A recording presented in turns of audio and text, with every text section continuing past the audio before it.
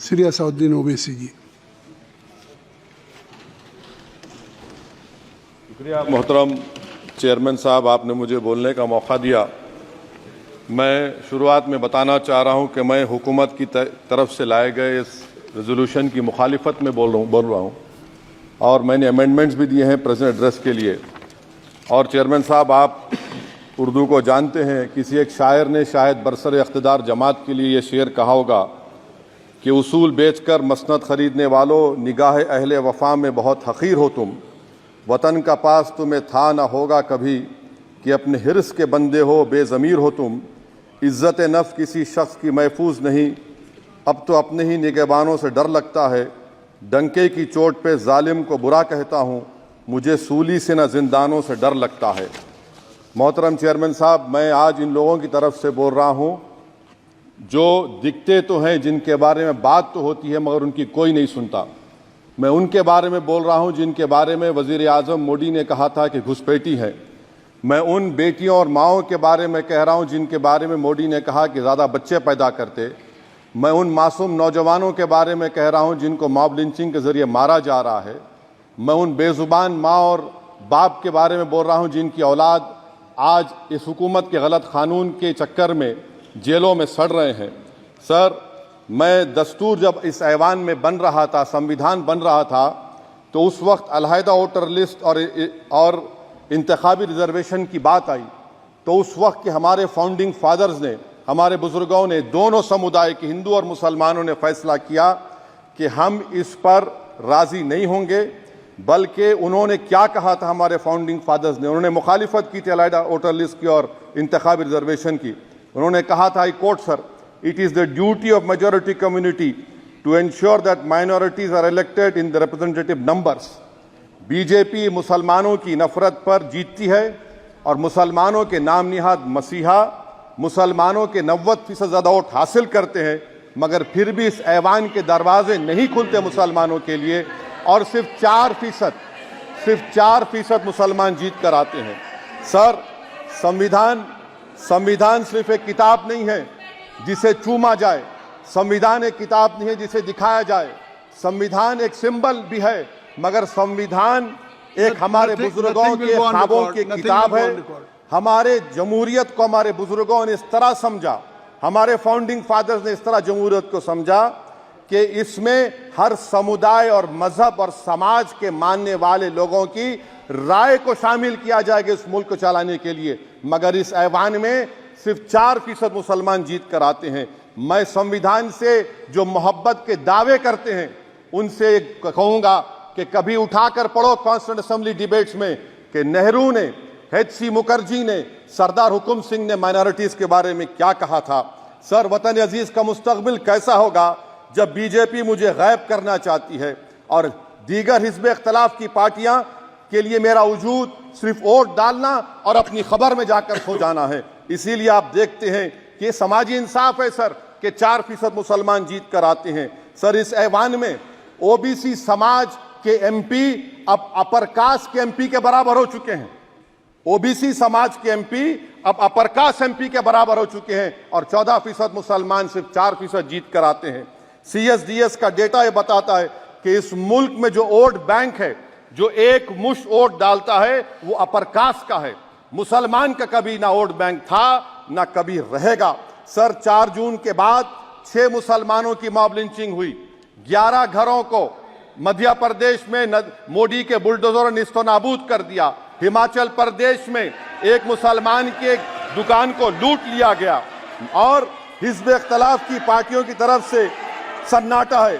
शायद अब वक्त आ चुका है कि लफ्ज मुसलमान का नाम लेना भी अब उस पर पाबंदी आयद कर दी जाएगी। सर, मैं ये बात बताना चाह रहा हूँ कि नरेंद्र मोदी को जो मैंडेट मिला है। एक मिनट, आप लोग बैठ जाएं, कृपया आप लोग बैठ जाएं। श्री मनसुख मांडविया जी, आप लोग बैठ जाएं, कृपया माननीय सदस्य बैठ जाएं। श्री मनसुख मांडविया जी, कृपया आप लोग बैठ जाएं। अपने प्रारंभिक आप लोग बैठ जाएं, आप लोग बैठ जाएं। माननीय सदस्य ने अपने प्रारंभिक भाषण में जो शब्द प्रयोग करा है उसको ऑथेंटिकेट करा जाए। और अभी उन्होंने उल्लेख करा कि मोदी के बुलडोजर ने वहाँ मॉब लिंचिंग करा है उसको भी ऑथेंटिकेट करा जाए। निश्चित तौर से इसको ठीक है ठीक है ठीक है ठीक है ठीक है। उवैसी साहब जब भी कोई बात नहीं नहीं सर, आप चेयर पर बैठे हैं जी, इसलिए आप मंत्री जी को पेट में दर्द हुआ, माशाल्लाह, शुक्रिया उनका। नहीं, तो सर मैं ये बोल रहा था, जवाबदेही है अरे ये नहीं मंत्री इससे बुरी बात क्या है? पेट में दर्द हो सकता है, वो दर्द ये सब ठीक अच्छा दर्द हुआ, चलिए दर्द हुआ, दिल का दर्द हुआ। तो सर जो नरेंद्र मोदी को मैंडेट मिला है वो सिर्फ और सिर्फ मुसलमानों की नफरत पर हिंदुत्व की वजह से मिला है। I would like to say it is not Modi's in dock but every single person voted him despite his anti Muslim voice. And I would like to tell the opposition parties this is not a moral victory for you, this is a victory of majoritarianism. Everyone should contemplate and do introspection. Why is it that the OBCs and the upper caste are getting their due representation? Why are the Muslims not getting? Are we here only to vote for you and not to get elected? If that is the case, please tell us that we are only here to vote for you. Sir, आज भारत के आधे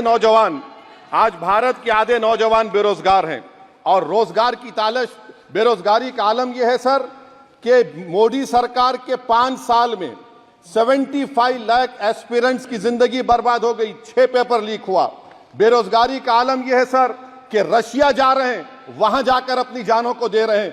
बेरोजगारी का आलम यह है कि नरेंद्र मोदी रोजगार का कैंप चलाती है नौजवानों के लिए कि तुम इजराइल में जाकर काम करो, उनको कैनन फॉडर बना रही है ताकि फलस्तीनियों की जायदादों को हड़प कर सके।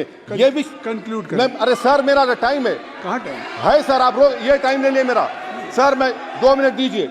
ये विश्वगुरु की पॉलिसी है। इजराइल को 27 टन हथियार जा रहा है। 9 मिलियन भारत के लोग गल्फ में काम करते हैं, क्या असर पड़ेगा? 47,000 इजरायली फलस्तीनी मार चुके हैं। क्या है हमारी पॉलिसी सर? क्यों हथियार दे रहे हैं सर?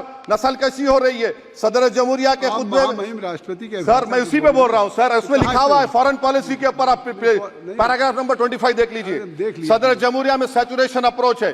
क्यों नहीं मोदी सरकार माइनॉरिटीज को फ्री स्कॉलरशिप को डिमांड करती है सर? उसका आपने बजट कम कर दिया सर। बनारस का बुनकर 18 महीने से मंडी का शिकार है, सूरत और बेंगलुरु जा रहा है सर। आखिरी बात कंक्लूड कर रहा हूं, आखिरी बात सर, पनून केस में निखिल गुप्ता, मोदी ने कहा था कि हम घर में घुसकर मारा, तो निखिल गुप्ता को किसने ऑर्डर दिया था पनून को मारने का? अगर नहीं दिया तो उसको बचाइए, और अगर दिया नहीं तो फिर उस पर पीएमएलए क्यों नहीं लगाकर? सर समाप्त करो। कमेटी बनाई आपने, उसका क्या हुआ सर? हम एससीओ को नहीं जा रहे सर। मैं आपको बता रहा हूं कि मैं अपनी इस तकरीर को टीपू सुल्तान की नजर, सुनिए सर, अब हो गया खत्म कर रहा हूं सर। मैं अपनी तकरीर को टीपू सुल्तान की नजर कर रहा हूं। ये टीपू सुल्तान की फोटो है, क्या आप इससे भी नफरत करेंगे सर? ये संविधान में टीपू सुल्तान की फोटो है जिस पर वल्लभ भाई पटेल ने साइन किया, श्यामा प्रसाद मुखर्जी ने साइन किया। ये आपकी नफरत है सर। आखिर में मैं अपनी बात को खत्म कर रहा हूं इस शेर पर कि क्या दिन दिखा रही है सियासत की धूप छांव। जो कल सपूत थे वो कपूतों में आ गए, थे इस कदर अजीम के पैरों में ताज थे, इतने हुए जलील के जूतों में आ गए। बहुत बहुत शुक्रिया सर।